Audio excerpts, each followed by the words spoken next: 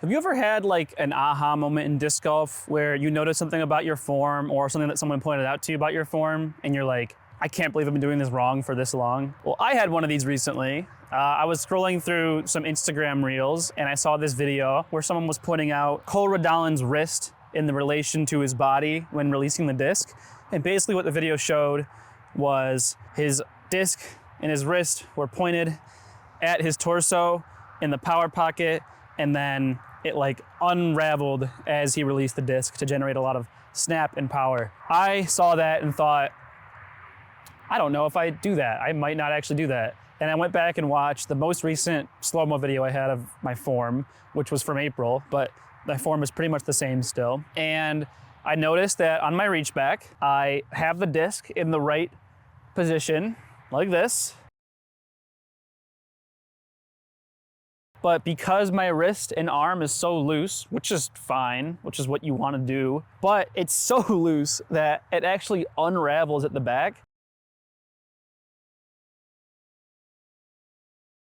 And so by the time I get to the power pocket, instead of it being like this, it's pointed back like this, and I don't have any room for the disc to like rip out of my hand.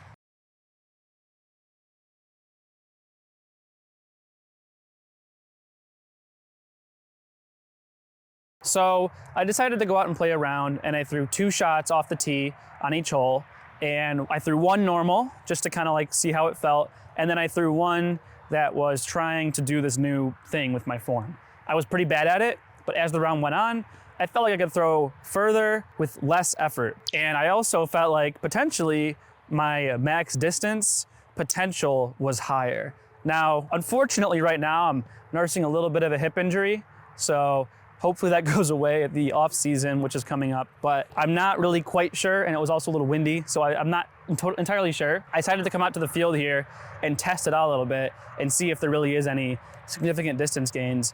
I have probably been throwing around 410, 420 on like my max distance shots recently, but I haven't really been pushing like 450 and up at all.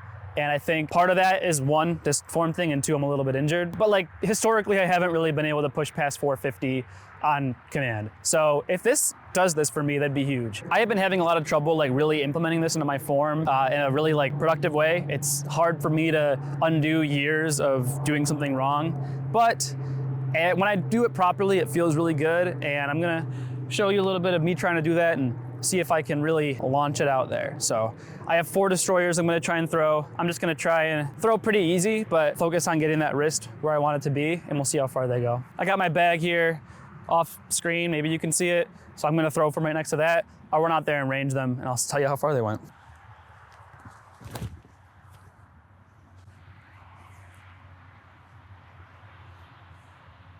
All right, that one wasn't great.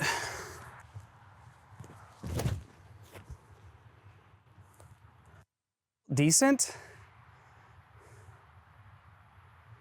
That looks decently far. I feel like I'm like, my balance is off because my hip.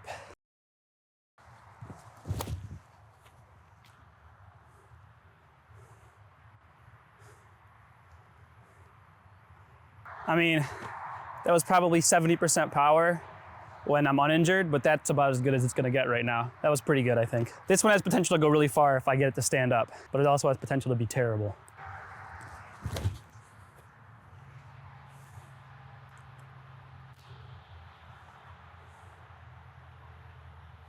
Okay, not bad. That wasn't a terrible grouping. The first one I threw was a bit more overstable. It took my straight flying Halo Destroyer, but I think they're all pretty good. I'm gonna go range them, come back, give you the results. All right, this first one was really short at like 380. These two were right next to each other at about 440, and this guy was a little bit shorter at 425.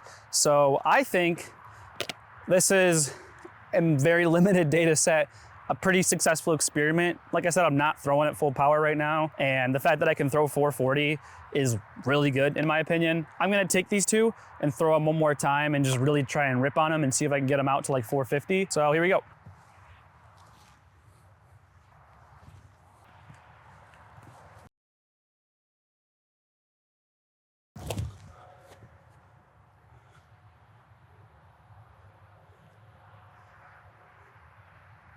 That felt absolutely fantastic.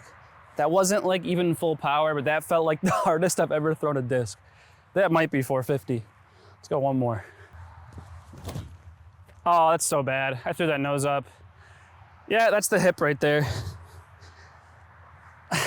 Yeah, that's way short. I'm gonna go measure that first one though, because that was really good.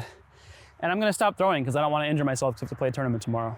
All right, if you get anything from this video, this one, where I threw nose up and terrible and on hyzer, still went 400 feet.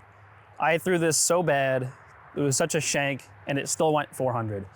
This one that I felt like went really well, again, I'm injured and I'm not even throwing full power, but this came out of my hand so clean and it went 455. 455 is like my max distance on that kind of hyzer flip up line. I can go further if I throw like a big turnover max distance line, but on that kind of throw, 455 is a crush.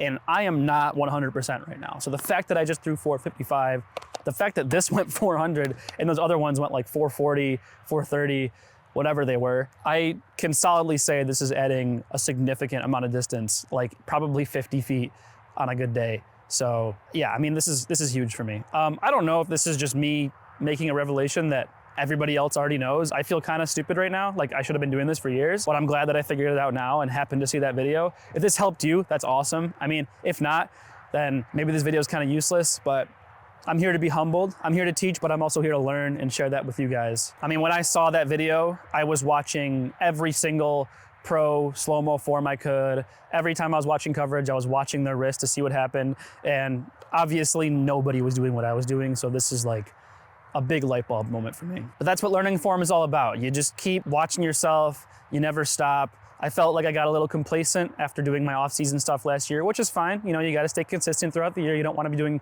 tons of form work while you're playing tournaments. But now that I'm back in the off-season, this is a great way to get it started. I hope this was helpful to at least some people. If not, you get to sit and laugh at me and watch how stupid I am that I've been throwing wrong for years now. Anyway, thanks for watching. I'll see you guys next time. Peace.